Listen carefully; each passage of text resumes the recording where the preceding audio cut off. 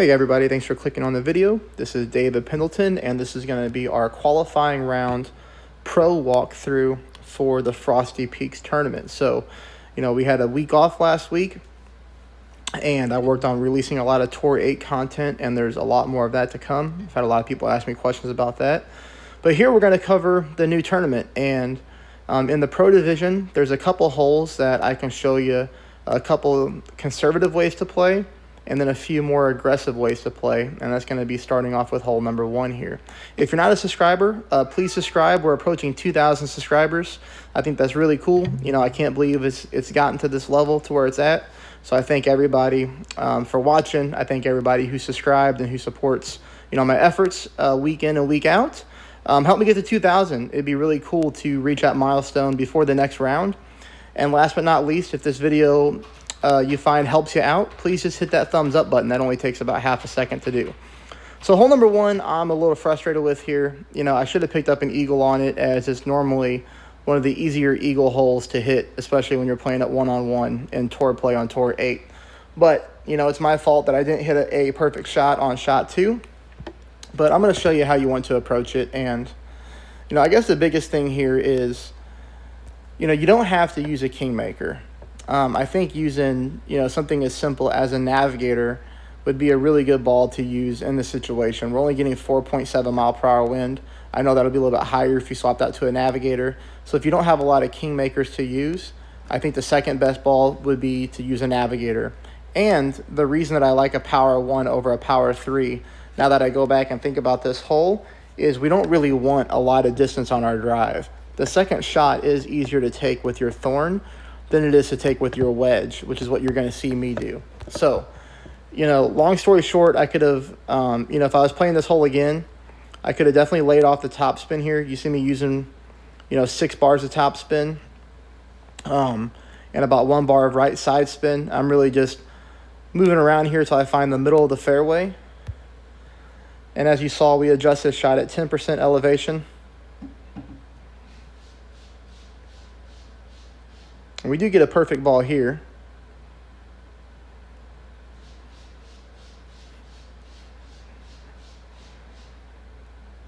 But really, in my opinion, this is just too much distance. This is already a short par 4 as it is.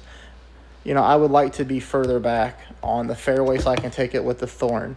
Because then I get into my end-bringer shot here, and now I have to decide, do I want to attack the pin and worry about the ball guideline being a little glitchy with this club, or do I want to go with a normal full topspin shot, which is what I decided to do, so I get that full ball guideline. So I go with full topspin. I do play this at minus 10% elevation. That's very important to note. This is an uphill shot, so it's minus 10%. But, at the end of the day here, I got 1 shot at this shot, and I hit great to the right, which, of course, I'm going to miss to the right. So, and we barely miss.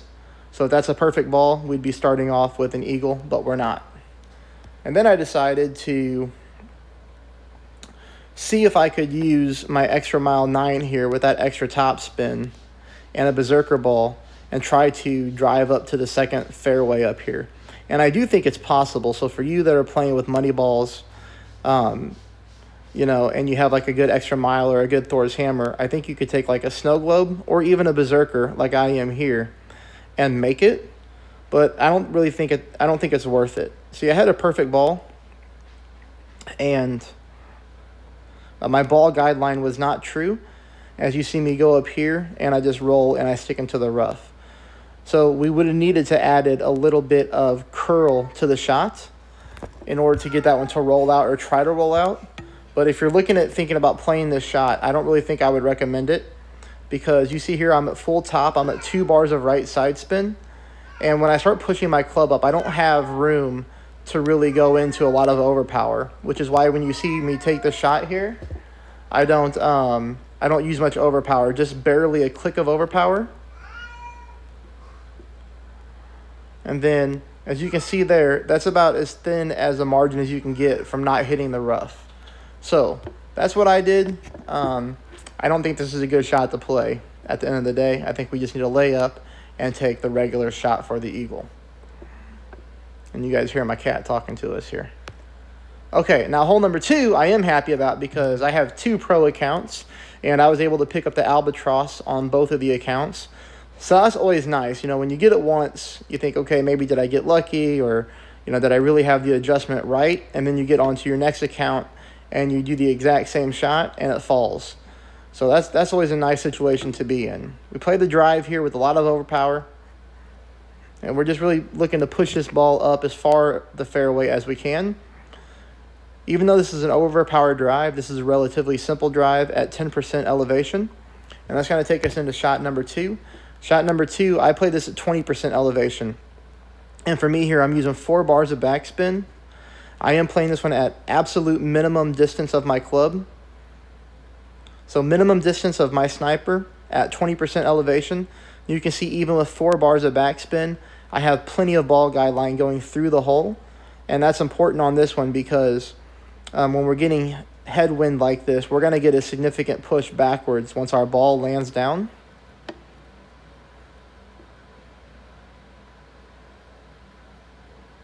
And that's dead center with awesome speed, and we pick up an albatross there.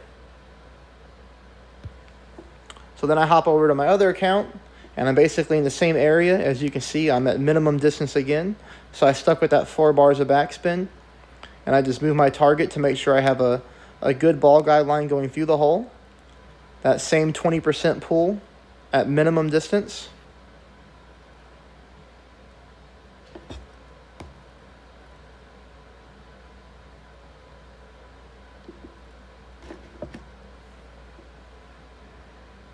And same thing, we come in dead center, hit the pin, and we drop in for an albatross. So that shot looks good.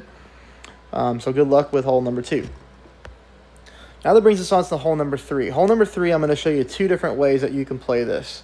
I'm going to show you a rough bump, and I'm going to show you just how to play it the same way that I do when I go to a shootout in Tour 8. So here we're going to be using a quarterback, and we're going to play it at 20% elevation, and I'm going to play at mid-distance of my quarterback.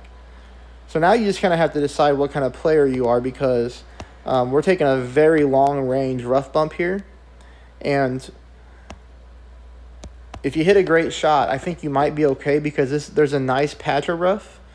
But, you know, you could be in a situation to where you don't hit the rough and you hit the fairway and you go flying into the back part of the rough or the sand back there. But I do think this is a good shot to get the hole in one. Again, this is 20% pull for me here, and I'm pulling at mid-distance of the quarterback. So we hit perfect, and you can see there's a lot of rough to work with there. And we just barely missed to the right-hand side. So what probably really needs to happen in order to make this shot better is I don't think a whole lot, because the miss isn't that much. You can see about a quarter of a green square to the right. I think really the best way to go about fixing this would be when you pull your rings. So you notice right here, I've got the wind arrow flickering from right to left. I'm sorry, from north to right. So that would be called a 1201 pull angle. That's going to be the wrong thing to do on this hole. When I go back and look at this replay and the way that I missed, I need to make sure that we favor the 1159 pull angle. So don't let it go from north to north right, only let it go from north to north left, and you'll be okay, or you'll be a lot closer at least. And that'll fix that ball to go from going to the right-hand side. But, you know, if that shot scares you, then you can definitely try this.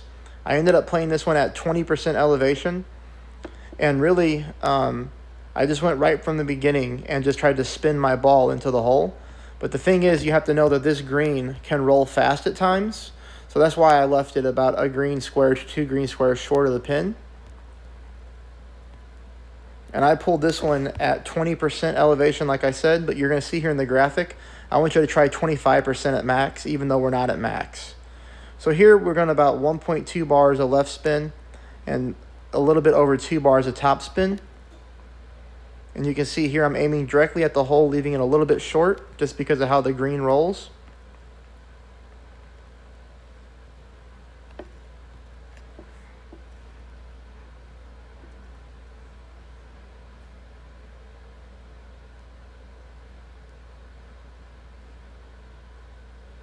So that's about a green square miss to the left-hand side. So that's why I would add an extra 5% elevation to that shot. And that's going to make you pull your rings more to the right-hand side, which will get you a lot closer to the cup. So, you know, rather than offsetting, rather than doing anything else to fix this shot, this is a really good situation to where you can just add elevation to trick yourself to pull more rings, and then you'll be in good shape. Okay, hole number 4. This is also one that I'm really happy about because I was able to pick up the eagle on both my accounts. The thing about the drive, though, the drive isn't as easy as it looks. We're playing 10% here. We're going as much topspin as we can with 2 bars of right side spin. We do have some room for overpower here if you don't have an extra mile 9, if you want to get a little bit more distance. Because you can see I went with a little bit of overpower, and I went with a little bit of right curl. And even with my overpower there, I still have plenty of room from the fairway to the rough. And we get a nice roll out here. So like if you're playing with an extra mile 8, you know, or something of that nature, you might want to add a little bit more overpower to it. But then you can be in a danger of hitting a great ball. So if you're somebody who plays with money balls, then you may want to look at like a wind resistance 3, power 4, or even a wind resistance 3, power 5 ball would really be a great ball to use on this hole. And the wind resistance, just because it makes shot number 2 even easier, which is why I went with a kingmaker on this hole.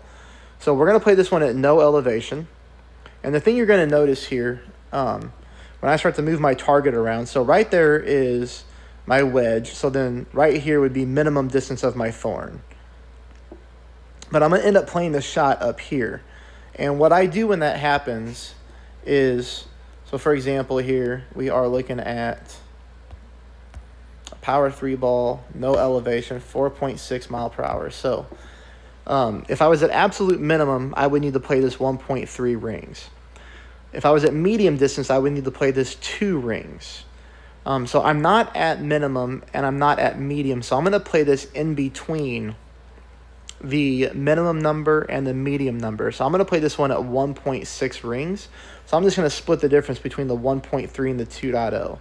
That's what I do whenever I'm in between numbers like that. I know I got asked that question a couple times in the last tournament. How do I determine how many rings to pull if I'm not exactly at minimum and I'm not exactly at medium? That's just what I do. You can see here I'm using a little bit more than 2 bars of backspin. We're getting the best situation possible. We're pretty much getting direct tailwind for this shot. And we're able to get this one dead center and drop it in. And then we go to my other account here. So as you can see here, you know, we're getting nice tailwind. Again, I'm playing this one between minimum and mid. I'm using the same backspin since I know that rolled nicely to the pin on the first shot. It's about 2.5 bars of back. Perfect shot, always key. And we drop that one into the right-hand side of the cup as well. So there's hole number 4, picking up a nice eagle. Which brings us into hole number 5. Now, hole number 5, you know, there's so many different ways that you can play this hole. And in the last tournament, we went with the max backspin shot on the Guardian. And we dropped it a couple times. It wasn't 100% consistent, but we were dropping it for a hole-in-one. And I decided with, you know, kind of a crosswind mixed with a slight headwind that I would try the same shot. Now, I know there's a rough bump here. There always is in a pro tournament. I don't like it. I don't like taking rough bumps when you get a little bit of headwind, especially when I have this much distance from the rough to the hole. A great shot could put you in the sand. So, you know, I don't want to recommend that shot. You could also try to bounce over from one part of the fairway to the second part, so bouncing over the sand. That shot would be really good if you have like a good developed grizzly. You just want to make sure that you leave your ball guideline through the hole. But I'm going to go ahead and just take a safe shot here and try to get this ball to drop. And worst case scenario, we know we're going to just pick up the birdie anyways. So I played this one at 15% elevation. The shot that you're seeing here, I ended up playing at minimum distance of my Guardian. So we want to change this to either medium numbers or to move our target more over to the left or just to add elevation. You know, I'll leave it up to you, but you can kind of see where I miss here. So again, that's a 15% pull, and that's at minimum distance of my Guardian.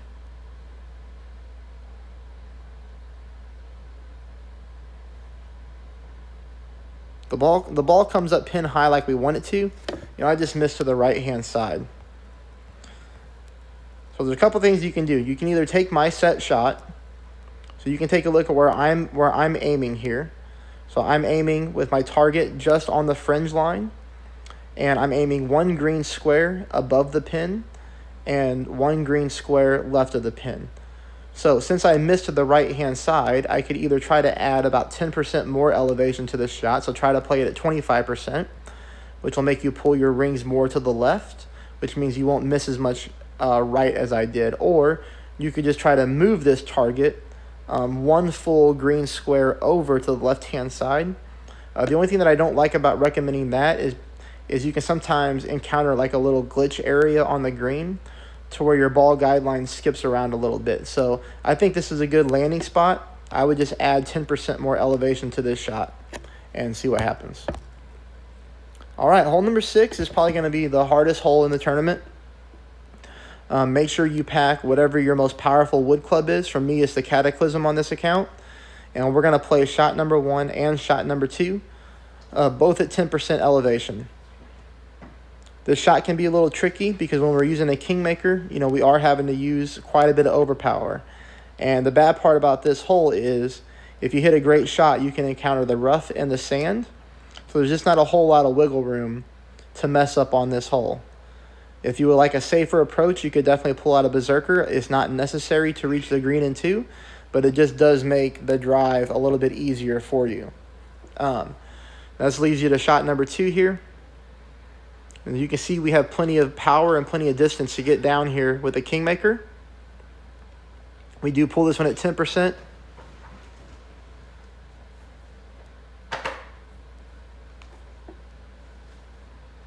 And we're going to add a little bit of left curl here just to help us get more towards the pin.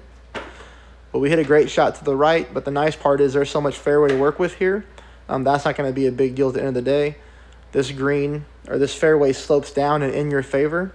So there's a little hill there that pushes you back towards the green, which is nice. That takes us on to hole number 7. Now, hole number 7, there's also a couple different ways you can play it. When I first saw this wind, I thought that I would just try to play it the normal way that we do. And I think where I went wrong here is using a Kingmaker. Because you're going to see that I go very heavy with the backspin, and I do play it at max.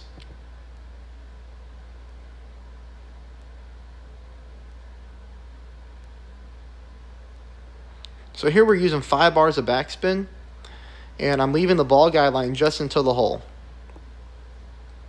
I do pull it at 10% elevation. I pull it at maximum distance of the club.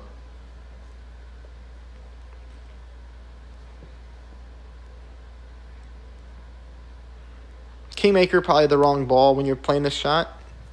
You probably want to switch this to a Katana or a Navigator if you want to try to play it, because the green slopes here at the back. End of the day, it's fine. It stops on the fringe.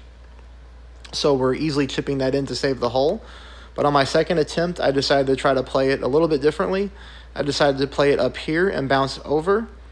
It was just difficult to figure out what kind of spin I needed to use in order to make this shot work. And you see my opponent's icon there. He's at the back of the fringe too on this account.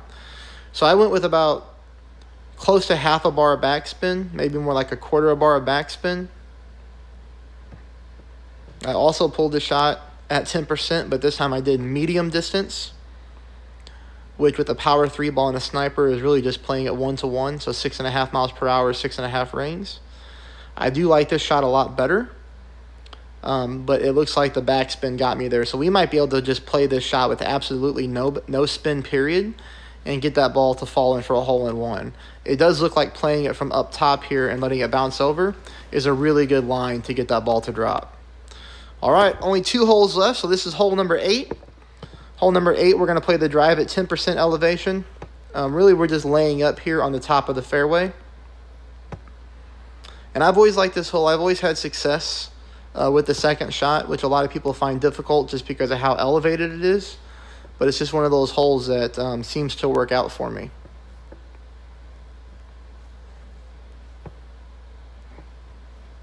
And the distance isn't really going to matter when it comes to this shot here. This is plenty to make the shot number 2 work. So shot number 2, let's take a look at the graphic. I want you to play it at 30% at maximum distance of your Goliath. And the backspin is really good here. You're going to see that I go almost 5 bars of backspin, and then I move my ball guideline until the tip of it is just going into the hole.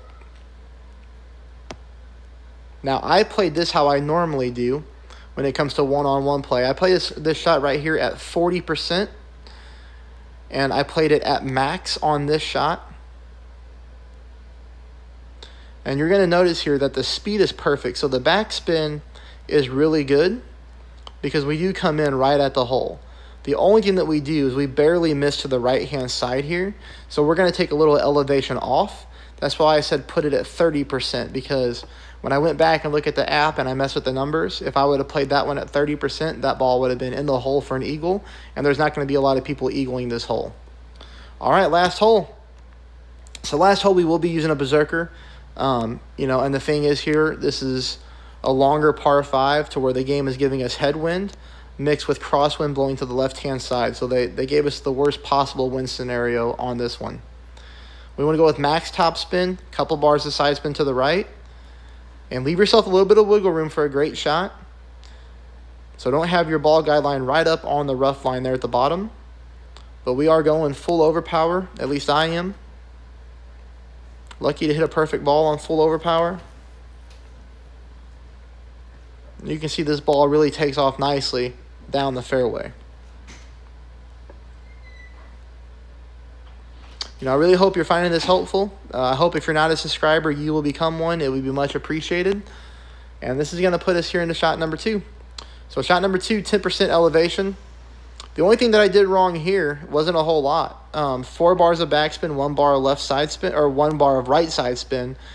I just went too heavy with the backspin. Realistically, I should have maybe only played this one with 2.5 bars of backspin, because you're going to see here the pull with the elevation is really good, and the 1 bar of right side spin is also really good, because we're really coming in directly at the hole. But it's just the headwind mixed with my 4 bars of backspin was just a little bit too much. All right, everybody. So there's your walkthrough to the Pro Frosty Peaks tournament. I really do appreciate you watching, and good luck. Thank you.